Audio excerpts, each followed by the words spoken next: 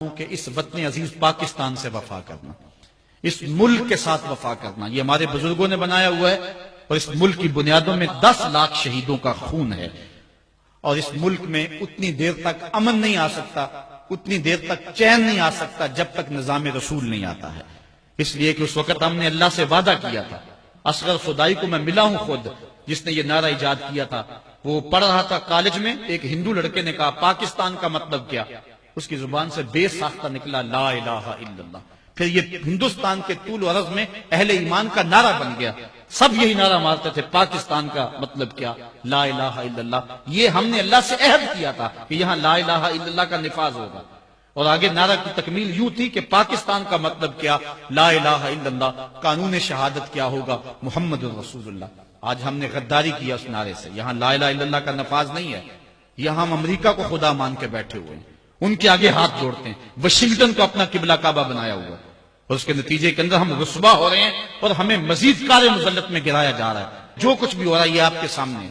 حکمرانوں کی بات چھوڑو تو وہ اس قابل ہی نہیں ہے کہ ان کا ذکر بھی کیا جائے، وہ جس گراوٹ میں چلے گئے ہیں۔ اللہ کی بارگاہ میں یہ دعا کرو کہ اللہ ہمیں کوئی غیرت مند، کوئی صالح حضرت عمر بن عبدالعزیز کا کوئی جانشین عطا فرما دے۔ اور یہ ہمارا قصور ہے، میں حکمرانوں کو گالی دینے کی بجائے میں کہتا ہوں ہم اپنا محاسبہ کریں۔ کسی نے حجاج بن یوسف سے کہا تھا کہ تو نے حضرت عمر کا دور خلافت دیکھا ہوا ہے، ان جیسا انداز حکمرانی کیوں اختیار نہیں کرتا؟ تو اس نے 2 لفظی جواب دیا، تبازروا اتعمر لکم، کہا تم ابو ذر بن جاؤ میں عمر بن جاتا ہوں۔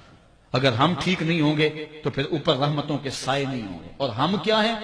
ہم پتہ نہیں ہماری عقل کہاں چلی جاتی ہے۔ یہ جب الیکشن آتا ہے ڈگ ڈگی بجاتے ہیں، قوم پھر نعرے مارتی پھرتی ہے۔ میں نے کہا یار ہم اتنے گئے گزرے ہیں، ان کمینہ صفت لوگوں کے نعرے لگائیں، یہ ہوتے کون ہیں کہ ہم ان کے نعرے لگائیں؟ آج کے اس کانفرنس میں ہم نے فیصلہ کر کے جانا ہے کہ آج کے بعد جب بھی نعرہ لگائیں گے سونے محمد کا نعرہ لگائیں گے، نعرے اپنے رسول کے لگائیں گے۔ یہ ہوتے کون ہیں؟ یہ ملک کو لوٹنے والے، یہ خائن، یہ بدکار، یہ اس لائق ہے کہ ہم ان کے نعرے لگائیں؟ قوم کی آنکھیں نہیں ہیں، کان نہیں ہیں؟ اللہ فرماتا علم نجعل لہ عینین ولسانا وشفتین وہدیناہ النجدین۔ ہم نے ایک نہیں 2 آنکھیں دی ہیں، ایک کان نہیں 2 کان دیے ہیں۔ کھول کے رکھو کان اور آنکھیں کھول کے رکھو اور تم دیکھو کون کہاں کھڑا ہے۔ ہم کہتے ہیں جی وہ نہیں تو چلو یہ صحیح، اس میں تھوڑے عیب ہیں، ہم کیوں چھوٹے بھی عیب کو اپنائیں؟ وہ بھی کل بڑا بن جاتا ہے، جس نے ملک کی ایک پائی بھی لوٹی ہے، جس نے ملک کا جو ہے وہ ایک جو ہے چھوٹے سے معاملے میں بھی غداری کی ہے، جس نے مداحنت کی ہے، جو امریکہ کے سامنے کبھی ایک بار بھی گھٹنے ٹیک چکا ہے، ہمارا اس سے کوئی تعلق نہیں۔ غلام خواجہ گیتی پناہم کہ در دینش ملوکیت حرام از۔ اقبال کہتا ہے میں تو اس آقا کا غلام ہوں کہ جو بادشاہوں کو الٹ کے رکھ دیتا ہے۔ ہم بادشاہوں کو نہیں مانتے، ہم محمد عربی کے نظام کے دعوے دار۔ میں نے سیالکوٹ میں کچھ باتیں کی تو کئی لوگ پریشان ہو گئے، پتہ نہیں اس نے الیکشن لڑنا ہے۔ میں نے کہا میں نے ممبری کیا کرنی ہے؟ اللہ نے مجھے رسول اللہ کا ممبر عطا کیا، میں اس کو کیا سمجھتا ہوں؟ ہم اس کی پرواہ بھی نہیں کرتے۔ لیکن یہ بھی آپ کو بتاؤ ہم غیر سیاسی بھی نہیں ہیں۔ ادارت المصطفیٰ نے کبھی یہ نعرہ لگایا کہ ہم غیر سیاسی ہیں؟ ہم غیر سیاسی نہیں ہیں، ہم پورے سیاسی ہیں۔ کانت بنو اسرائیل یسوسون ہم الانبیاء، بنی اسرائیل کے نبی ان کو سیاست سکھایا کرتے تھے۔ ہم بے خبر نہیں ہیں، ہم جو ہے ان حالات سے بے خبر، ہم کھلی آنکھوں سے دیکھ رہے ہیں، اور ہم جانتے ہیں کہ اس ملک کا خیر خواہ کون ہے، اس ملک کا دشمن کون ہے۔ یہ ملک کسی کے جہیز میں نہیں ملا، شہیدوں کے خون پر یہ ملک قائم ہوا ہے۔ پوچھو ان بوڑھوں سے جو آگ اور خون کا سمندر گزر کر کے آئے ہیں، وہ شخص آج بھی موجود ہے کہ جس شخص نے مجھے یہ کہانی خود سنائی، وہ کہتا ہے کہ ہم ایک کماد کے کھیت میں چھپ گئے سکھوں سے بچتے ہوئے، اور وہ بیٹیاں اٹھا کے لے جاتے تھے۔ تو ایک بچہ تھا کھیت کے اندر، گرمی کی وجہ سے وہ روتا تھا، اور باہر سکھ تھے گزر رہے تھے، تو سارے اس کی ماں کی طرف گھور گھور کے دیکھنے لگے کہ یہ بچہ ہمیں پکڑوا دے گا۔ تو ماں نے اپنے ہاتھوں سے اس بچے کا گلا دبا دیا۔ پاکستان یوں ہی نہیں بنا ہے، ماؤں کی گود سے بچے چھینے گئے اور کرپام کی نوک پہ چڑھائے گئے، اور پھر ان بچوں کو پٹک کے زمین پہ مارا گیا، ان کے پیٹ پھٹے، انتڑیاں پھیل گئیں۔ ماں نے کیا کہا؟ پاکستان کا مطلب کیا؟ لا الہ الا اللہ۔ آج وہ ماں نہیں پوچھے گی تم کو، آج وہ بچہ قیامت میں ان حکمرانوں کا گریبان نہیں کھینچے گا۔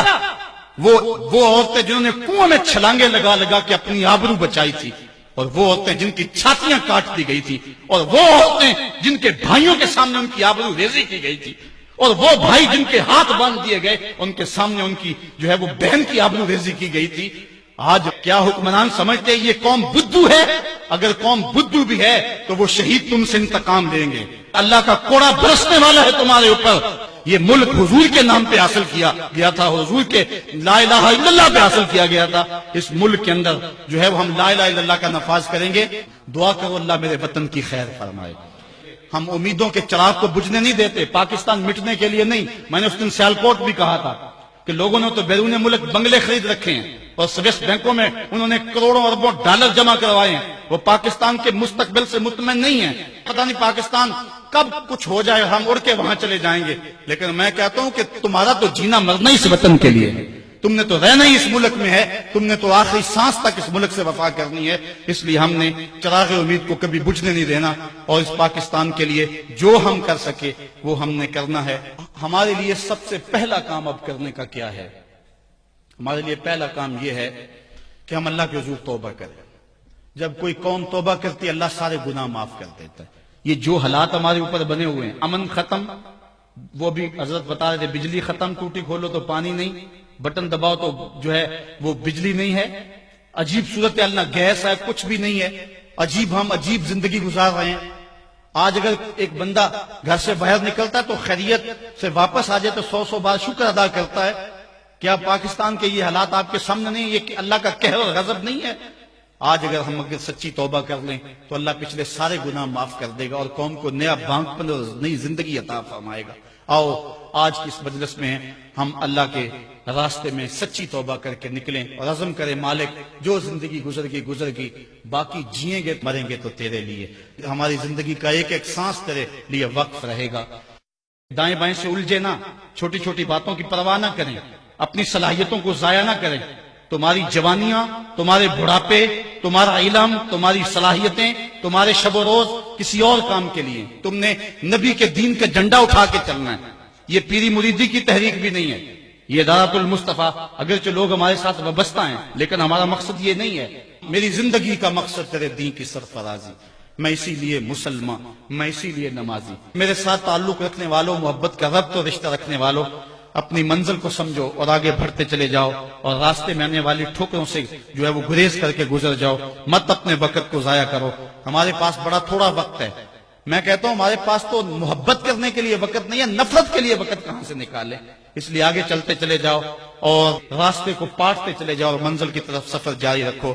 قرآن کی نوکری کرتے رہو, یہی سعادت مندی ہے.